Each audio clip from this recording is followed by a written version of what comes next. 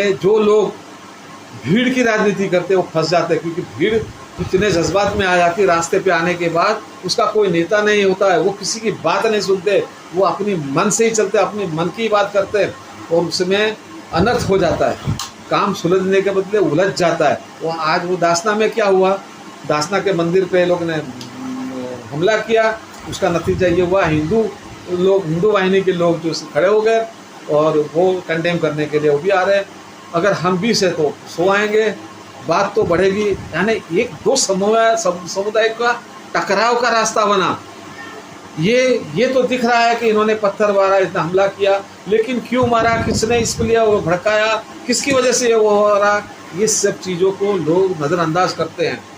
सारा मामला यति नरसिंहानंद जो है गिरी महाराज, इस आदमी की बेवकूफ़ी की वजह से या इस आदमी की देशद्रोही चाल की वजह से ये मामले सारे आए। आपको मैं थोड़े से में यति नरसिंहानंद गिरी की थोड़ी सी हिस्ट्री बताता हूँ।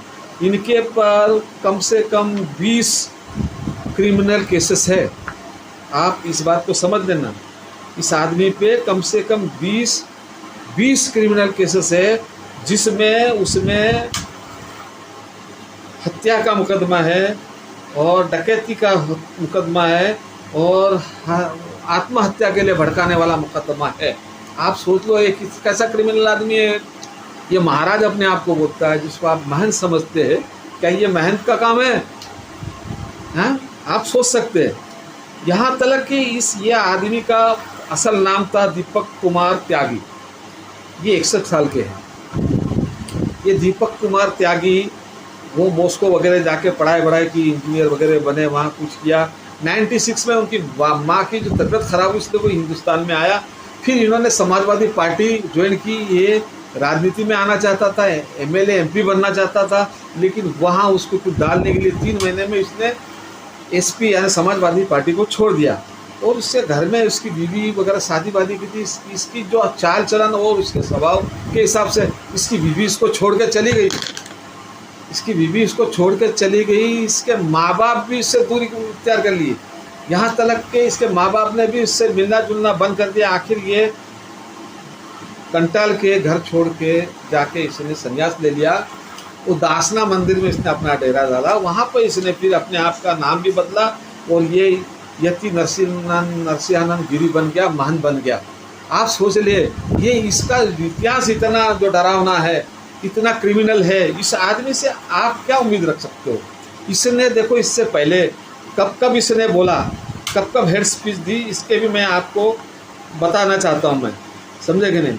इसमें अगस्त 2021 में बीजेपी की महिला नेता पर इसने अभद्र टिप्पणी की। अक्टूबर 2021 में इसने इस्लाम मुक्त भारत बनाने का बयान दिया। दिसंबर 2021 में हरिद्वार में इसने मुस्लिमों के खिलाफ हथियार उठाने और उसके नरसंहार करने का आह्वान किया। दिसंबर 21 में इसने कहा, अगर हिंदू युवा अगर खालिस्तानी नेता भिंडारवाला जैसा बनते तो उसको मैं 1 करोड़ रुपया दूंगा। जनवरी 22 में इसने कहा कि मुस्लिम समाज इस्लाम को बढ़ाने के लिए अपनी महिलाओं का उपयोग करता है। फिर इसने कहा, अगर कोई मुस्लिम देश का प्रधानमंत्री बन जाता है तो अगले 20 साल में 50% हिंदू को धर्म परिवर्तन करवा देगा। यानी जहाँ देखो वहाँ मुस्लिमों के खिलाफ इसने जहर उगला है। तो इसका इतिहास ही ऐसा है। और ये क्यों उगलता है?